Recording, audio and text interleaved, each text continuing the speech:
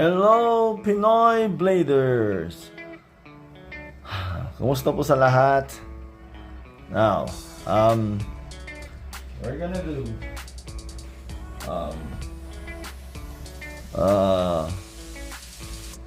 another of the, this is the fourth part of the knife collection series.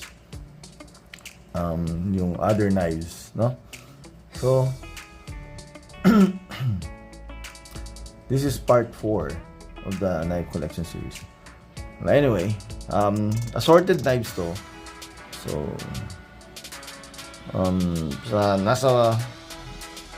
some of them are most of them are in the budget series still. No? Saka na tayo pupunta dun sa mga medium range. Okay? So, this is still part of the budget. I think this is the last part of the budget series. So these are the knives that's gonna be featured dito sa fourth part. Okay, so let's start. So first is the QSP Penguin, one of my favorite knives. So this is the first knife that I bought to jumpstart my knife collection. Okay, hold on, let me get a wipe.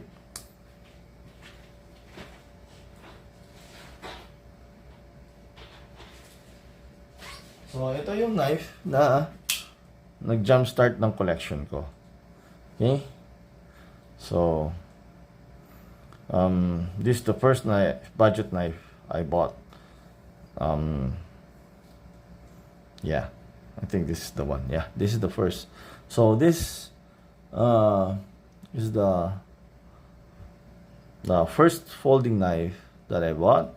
This has a D2 Warncliffe blade with satin finish, may thumb stud, thumb stud opening, has a green micarta handle, but as you can see, since it's been like more than 2 years old na, it developed a patina na. It's a very nice patina na, so it's not so green anymore. So ito yung maganda sa knife, pag yung micarta pala, pag nag-develop ng patina, it has its own characteristic na yung knife. It makes it unique from the other knives na, I mean, with the same color and everything. So kanya-kanyang develop ng patina yung micarta, so makes it unique na and very, very pleasing, right? So has a liner lock with tip up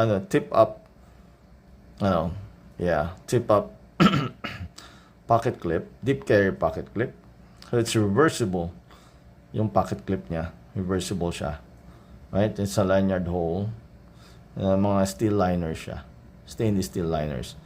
The action, nga pala, the blade is D2. You see that? Yeah, D2 blade. So D2 tool steel blade. So the action of the thing I like about the QSP Penguin is its action. Ganda ng action niya. This is a bang for the buck na budget knife. So if you are gonna start your collection, budget knife collection, I suggest this. You can start with this. This is one of the best budget knives out there. It's worth your money. It's not gonna cost you that much. Hindi siya ganun kamahal. Pero yung feature niya, worth it na for your money. I mean, you're getting more than your money's worth, right? So ergos, very nice. So it's kasi siya eh. It's neutral yung yung grip niya. So you can expect it has a great ergo. Okay, so this is the QSP Penguin, one of the best budget knives out there. Okay, now you're wondering why yung second knife kulay pink. Okay? So, I bought this for my wife. You know? I was trying to introduce my wife into carrying knives. Pero hindi siya masyadong kwan. So, I bought her smaller knife na Kershaw. Right? Kasi ayaw niya mong kwan eh. Kaya dito masyado malaki. So, yung Kershaw doon lang daw. Although it's harder to carry the small one kasi ang hirap i-flip. But anyway, this is the QSP Parrot. It's on it's a budget knife for EDC. It's very light. It's a 440C. You see that? 440C blade. Spear point siya. Satin ang finish niya. Satin finish. It has a pink G10 handle scales. And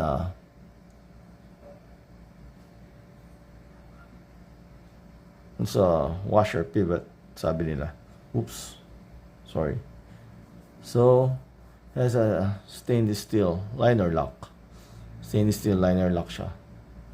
Right? And a reversible pocket clip. It's not deep carry.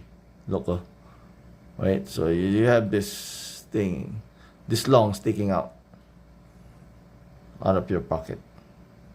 But there's a small lanyard hole, you know. Pero maliit lang siya yung lanyard hole niya.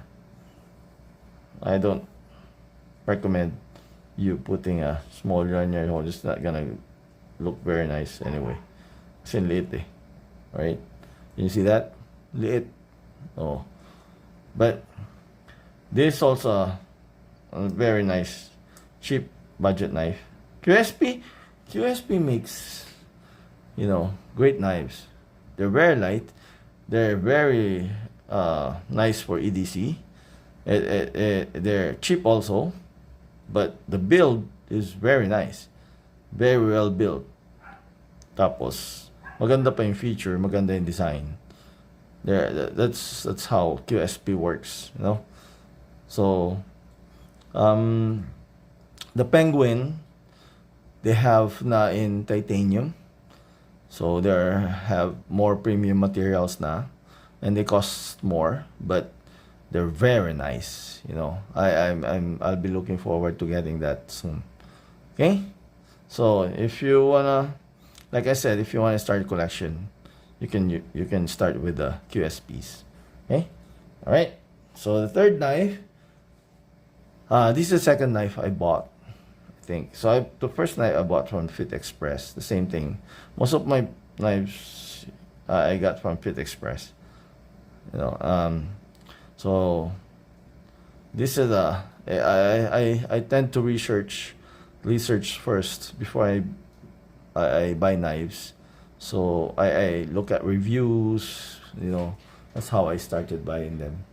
So I was looking for the, you know, worth your money, you know, your money's worth knives, budget knives before.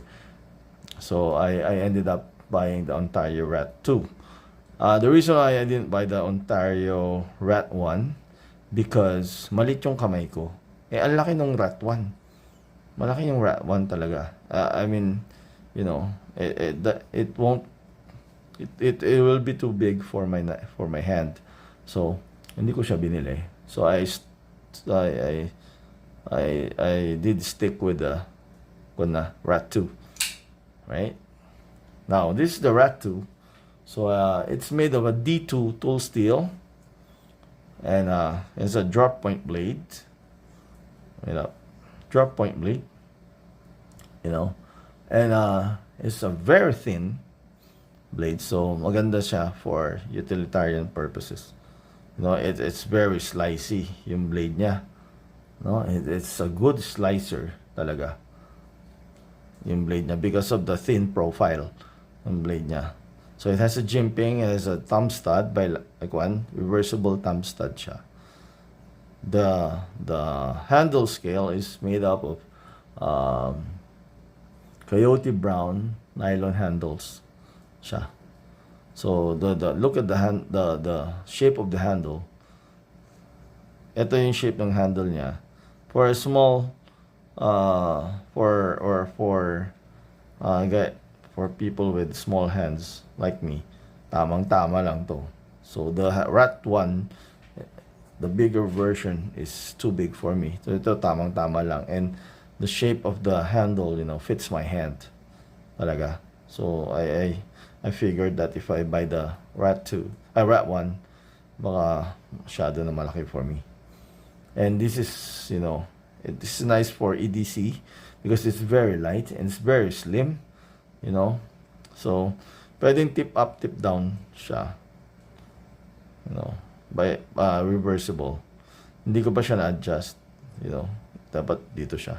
So these are made in Taiwan, no. Anyway, it has a nice ergo for position yung pocket clip niya, and also it's a liner lock, right? Liner lock siya. Okay. All right. So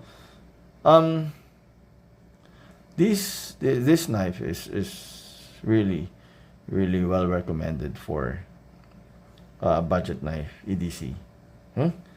So take note, if you wanna also jumpstart your collection, you can rely on this. Okay. All right. So that's the RAT2. Next is the so early in my collection I wanted to buy, because I was intrigued, so I wanted to buy a cleaver. So sabi ko, I don't know how to carry a cleaver. Ano kaya yung feeling pag i-carry mo yung cleaver? So cleavers are made to be wide. The blades are made to be wide, you know. Kasi cleaver nga sila eh. You know? So, sabi ko, wala pa akong cleaver. Sige, tingin ako ng cleaver. So, I was looking for a budget cleaver. I ended up with a CJRB Cutlery Craig knife. So, you can see it's a big knife. You know, cleaver type. The shape is really nice. You know, it has a cleaver D2 blade with stonewash, beautiful stonewash finish, and flat grind siya. It's a flipper opening siya. It's a flipper, like that. It's a flipper opening. Great action. You know, it's a liner lock. Yung liner lock na. I think it's rocking. Is it rocking na? No, it's not. It's still solid. Kulang lang sa oil. It's been a while kasi na-stuck siya eh. It's been a while. You know, I haven't used this. I didn't carry this knife much kasi malaki siya. So I didn't have caddies at that time yet to carry this. So I ended up in my pocket. Just, you know, pocket lang siya. Anyway,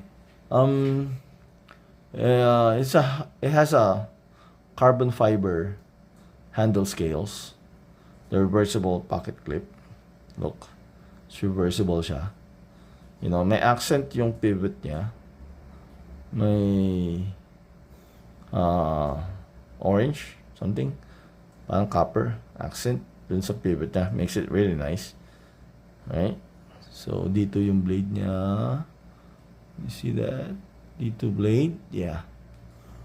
And the carbon fiber makes the aesthetic, you know, look very nice.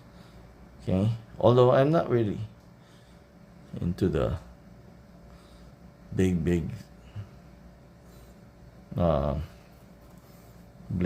mean, sign on the blade. Sobrang laki. No? And the pocket clip, it's stainless steel. Okay na rin. Yeah. Although yung carbon fiber niya medyo madulas. Pero maganda. Okay na. Pwede na. It's a budget knife anyway. So, the action is okay. Although, CBB has better action than this CJRB. This is the only CJRB I have. So, I didn't get other CJRBs anymore. Personal reasons. Okay? So, liver. So, I think I featured yung mini bull mastiff ko na CVV that has a better action. Sorry, CJRB, but I'm just saying the truth. Mas maganda talaga yung CVV. Okay? But anyway, it's a good knife. You know, comfortable ergos, nice ergos. Alright, moving on. So next is the SOG Terminus XR. This is the only SOG I have. You know, I wanted to explore other forms of locks at the time, so I ended up with the SOG Terminus XR. This has a stonewash D2 tool steel blade, drop point yung finish, drop point yung shape, flat grind siya. So it's stonewash finish din siya. Has a thumb stud. Also, it has a flipper. Oops, sorry. May flipper siya. Okay. Also, ball bearing pivot. Has a crimson red G10 handle scales and ambidextrous XR lock. XR tawag dyan. Parang axis lock ng Benchmade. So this is XR lock. It's a bar lock siya. Is offering a solid solid lockup, like an axis lock. So the, you know, these are one of the best locks out there, right? The axis lock, able lock, you know, doon sa Hogue, able lock. Ito naman, tawag dito, XR lock. So different brands, you know, have different names for this kind of locks, right? So, and reversible deep carry pocket clip. It's, you know, reversible daw siya. So there's a slot there for the pocket clip, right there, right? So pocket clip is really small, but it's deep, really deep, right? It's gonna bury the knife. So yung action niya upon opening, I'm not really crazy about the action opening. Parang mahina yung detent niya. Mahina siya. I mean, you really have to put some force into opening, or else you're just gonna end up almost, you know, more than halfway lang siya. It's not gonna go all the way. Although, if you can use the thumb stud, better siguro. Right? Better. With a slight wrist action. But with the flipper, with the flipper alone, oh yun, look, see, there, so parang bitin, right? So you really have to put some force into it. Hindi siya yung, ano yung sasabi ka? Light switch. Alright, okay, so you really have to like flick it. Oh wow, there. Okay, so I'm not really, I think this is that's the reason why I didn't get the other SOGs. It's because of I didn't like the action of the SOG, right? Maybe I was just used to the CVV and Kaiser actions. So kasi yung action ng CVV saka yung Kaiser, amazing talaga. So when I tried the SOG, I didn't really, you know, made an appeal to me. So that's the reason why I didn't buy SOGs anymore. Okay.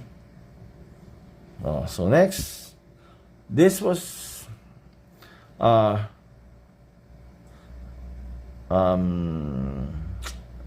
this was the knife that I was really intrigued before, because it has a weird name, Ruike, I don't know. It has a weird name, and although kahit na, you know, has a weird name, and you know the models are really hard to remember, right? Okay, this is the Ruike, I don't know, Ruike P801SB, right? And ito, I was watching, videos online, and I came up with this knife. And maganda yung reviews. The reviews were really, really nice. And then I was so intrigued. So I started to look for knives. And then I think I found this, in one of the online sites. And then this seller offered me this knife, and I took it, right? So it's a budget knife also. But I think for a budget knife, it has a good build. Good build. And the reviews are saying that it's a bang for the buck knife. So magandang reviews nila. Even the top reviewers in knife world, were really impressed with this budget knife. So sabi ko, sige, try ko. So, and then true enough, ganda nga. So this is the P801 SB. I don't know how you pronounce it. Correct me if I'm wrong. Right? And then it has a black stone wash Sandvik 14C28N stainless steel, full flat ground, drop point blade. Has a black stone wash stainless steel handle also with frame lock. Right? It's a flipper opening. Look, so it has a small flipper right here, right there. But it's effective, very, very effective. Better than this one, this guy right here, right? And the thing I like about this is this all stainless steel, build. Yun eh. All stainless steel build. So, yung pocket clip niya is also nice. For a budget knife, pocket clip is black anodized, tip up, right hand carry lang siya na pocket clip. So it's not reversible. So it's just right hand carry siya. Right? Tapos meron din siyang very slim design and dumi malikabok. Why? This guy is in my case. Pero bakit? So I guess the case doesn't work, sorry. Anyway, yung kanya, yung build niya, it's kind of neutral. So you would expect great ergos, right? With the neutral handle na like this, you get great ergo, right? So when you grasp the knife, your thumb rests on the jimping on the spine ng blade, right? And it's the position of the jimping is amazing. It's right on the right position for your thumb to rest in there. So yun yung kanya, yung gandang feature nitong knife na to. And the action is not really bad. Ganda ng action niya, actually. Look, droppy pa siya, Look, see? This is a budget knife. So no wonder ang dami siyang magandang reviews. Okay? So, if you want to have a variety of your budget knife collection, go for this guy. Right? It's still available in most sellers. Right? Okay? So, next is Ruike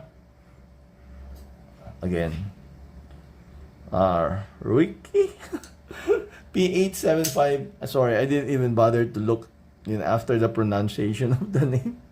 It's a P875CSZ. I bought this from Forge, Philippines. Why?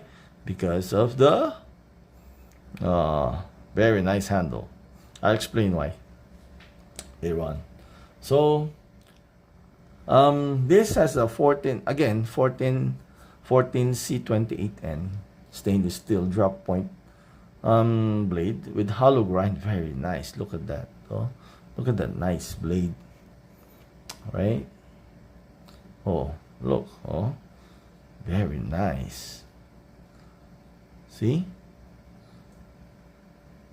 And the thing I like about the Lite is the handle. This has a 420 stainless steel handle, right? With etched honeysuckle flower pattern. You know, they said that it's a good symbol of good wishes daw, sabi nila, right? It has also a G10 inlay, pero may carbon fiber cover siya. So may G10 inlay dun siya with carbon fiber handle. Cover. Right? And it is a frame lock. But you see, there's a special security lock. So hindi para to keep the blade from, you know, slipping. So itong security system na to, it's called Beta Plus safety system, right? So it prevents an accidental blade closing. So pag ginanyan mo, nag-agalaw mo pa siya na close mo yung blade, right?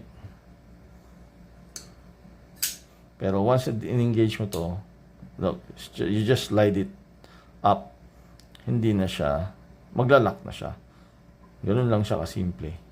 And this is a budget knife. Still, you know, still a budget knife. So this knife's a work of art. So why did I buy this? So because the handle reminds me of my katana, my baby doll's katana from the movie Sucker Punch, because the blade is the blade of that katana is fully engraved. Halos ganito din, you know. Let me show it to you guys. Hold on.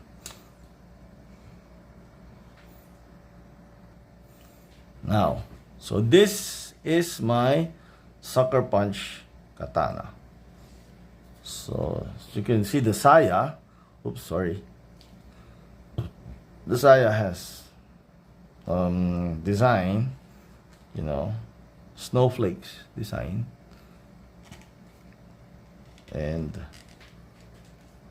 yung handle niya, nagkukon na siya, nagpipeel off na siya. So let me show you the blade. There, the blade of the katana is fully engraved, right? Hanggang dun. Oops. Wow. Sa kanya. Wait. Oops, sorry. Look. Hanggang sa tip niya. Right? So the katana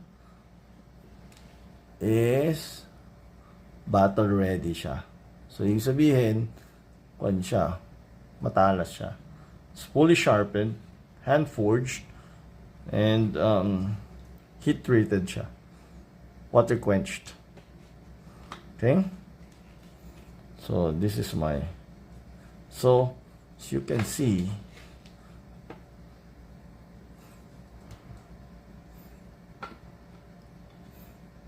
may similarity siya, right? Hindi naman sobrang similar, pero the way they were engraved, you know, parang halos pareho lang. The details of it, it's amazing. Diba? Okay, so that's the reason why I bought that blade. Okay? Alright. Anyway, sorry for the intermission. Okay.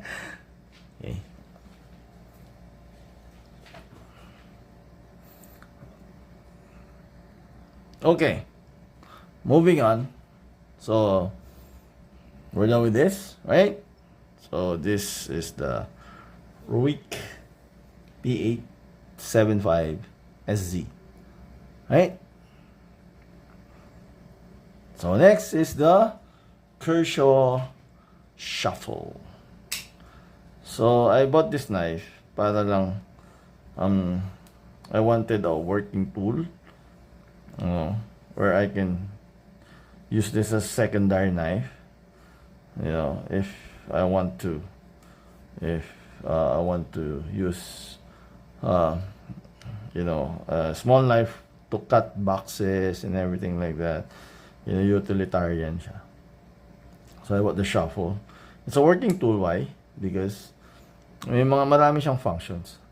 So this is a compact knife and a multi-function tool at the same time, right? So it has a wide drop point blade, HCR 13 MOV with hollow grind and black acid wash finish, right? Yung lock spacer niya, back spacer niya, the back spacer also you know, works as doubles as a bottle opener, right? Look, oh, diba? Bottle opener siya yung back spacer niya. And yung lanyard hole niya, it doubles as a screwdriver siya. Look, emergency screwdriver siya. This one, right? So yung lock niya is a liner lock knife. Has a teal blue handle featuring the Kershaw K texture grip. You know, puro K siya kasi. Kaya K texture grip tawag nila. And with reversible deep carry pocket clip. With a steel liner, steel liner and reversible deep carry pocket clip, right? And you know, the ergos for a guy with small hands like me, the ergos really nice kasi, you know, it rests well on my hand. So yung finger choil niya, you know, that's where my index finger goes. The middle finger on the recess right there. Tapos yung ring finger, ka small finger it goes on the groove right there, or yeah, the second groove. And my thumb chokes up on the blade, so it's choking up on the knife. So if you do a nice cuts, effective siya. Okay, I have no complaint about this knife. I carry this as secondary knife. If you know, choke up real well, nakaka-bother lang talaga, medyo nakakatusok ng konti itong bottle opener niya, pero okay lang. You know, it's no big deal. So if you want a secondary tool knife, Kershaw Shuffle is the right knife for you. You know, I highly recommend this. It's not gonna cost you that much anyway. Okay? Okay, moving on. So next is the cold steel Tuff Lite. So the Tuff Lite, this is the first actually EDC knife that I bought from Tactical Asia. So sumunod yung mini Tuff Lite. Before I started my collection, I had this for a long time na. So the cold steel Tuff Lite, I use this for cutting everything, you know. It has a worn clip Aussie 8A blade with a satin finish. Very, very sharp. It has a hollow grind, very sharp blade, and a thumb hole opener. Yung grip niya is a polymer grivery handle with ito yung triad lock, right? It's a very strong lock no? Solid talaga siya. Has a tip up, a tip down reversible pocket clip. Tip down lang siya. And even kung siya has great ergos for a small hand like, you know, like mine. Okay? So it's a great knife for EDC. It's a great cutter. Right? So I mean, Tuff Lite is a smaller version of that. This one. Smaller version siya. Pero may finger choil siya, oh. Galing. Kahit maliit siya, may gandang cutter pa rin siya. Kasi may finger choil siya. Look, oh, you can choke up on the knife. Very careful. I'm being careful kasi matalas eh. It's a great cutter. So look, oh. So this is a smaller version of the Tuff Lite. It's a mini Tuff Lite. Right? Great. Kahit maliit siya, it has great ergos. Ayun, oh. Galing, oh. So the jimping doon sa spine ng blade hanggang doon. So if you choke up, you know, oh. Right? So I tried lock, lanyard hole, yung kanya, yung gravery polymer handle niya. So it's still at this is a right hand carry lang siya. Tip down, right hand carry. Hindi siya reversible. Right hand carry lang siya. Hindi siya reversible. Okay? So tried lock din. Okay? Now, this is the Cold Steel Micro Recon one. It's a small knife, spear point blade. Yung blade nito, 4034 SS stainless steel blade. It's a black G10 style Grip X handle tawag dito. Grip X handle. It's still also a triad lock. So ito, keychain knife siya. Okay, meron siyang small lanyard hole. Pero meron siyang ring, yung parang yung nilalagay dun sa dun sa mga what do you call that? Yung sa mga sa mga keychain, you can use this, right? So it's just very small. It's a micro version of the Recon one knife. So parang 2 to 3 finger grip lang siya, right? Wala sang choil. Lite, obviously. So kakat mo lang ng small things. Okay? Right? So last two is the Ganzo knife G720. The G720 is like the Lion Steel SR1 or 2. Right? Yung tsura niya. Right? So this has a 440C. It's a wide blade, you know, stainless steel blade. It's a drop point shape, and look, yung opening niya thumb stud. So it's a G10 green handle with groove lining, right? G10 G-lock. This is the G-lock, like the axis lock. Yeah.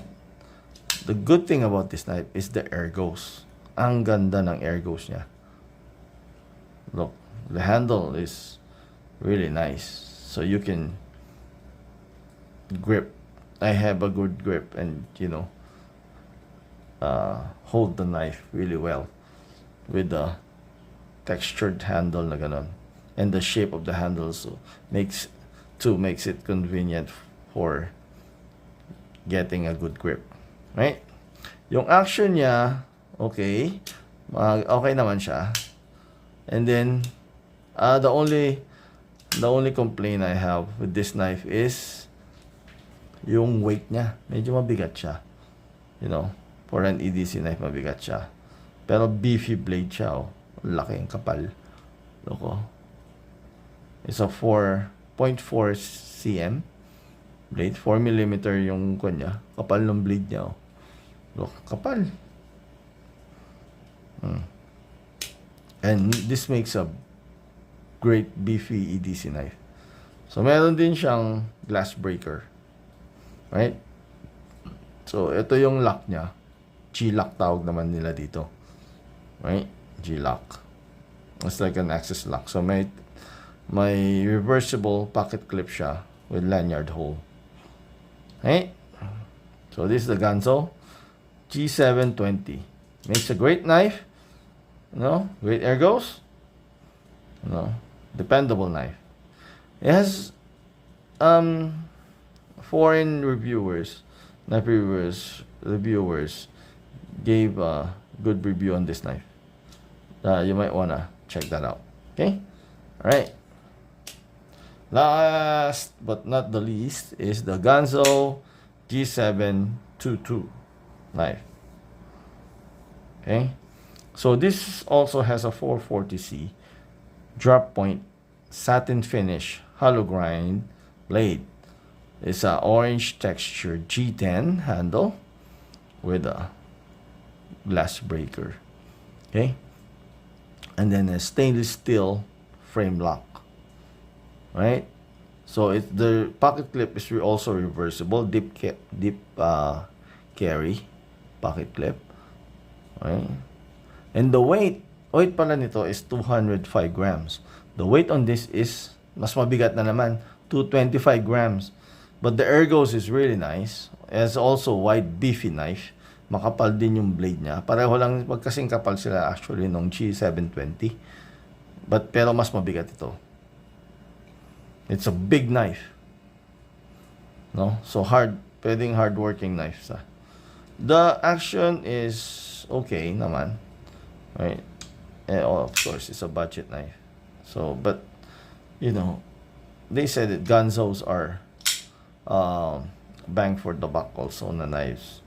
Right? Because you get nice blades, you get good build, and dependable knives. Right? So, yung one din, meron siyang jimping dun sa handle dun sa spine ng knife. So, this makes a good cutter. Nice cutter. Okay? So, this is the Ganzo G722. Alright. So, that's a long video. So, we're done with the part 4 of the knife collection series. I hope you liked the video. I hope you also like the small segment of the katana, comparing it to the handle of this knife. And maybe I can feature also at the end of the series. I can feature also some of the katanas, that in my collection. Maybe. Yeah, we'll see. Okay. So we'll see each other again. Thank you for watching. Please don't forget to like and share the video. And for those who are new to the channel, please don't forget to subscribe. And also check out my other previous videos. And I hope to see you guys again soon. Okay? Ingat po tayo lahat. Please take care of yourselves. Be healthy. Look after your health always. And we'll see each other again soon. Okay? Thank you. And peace.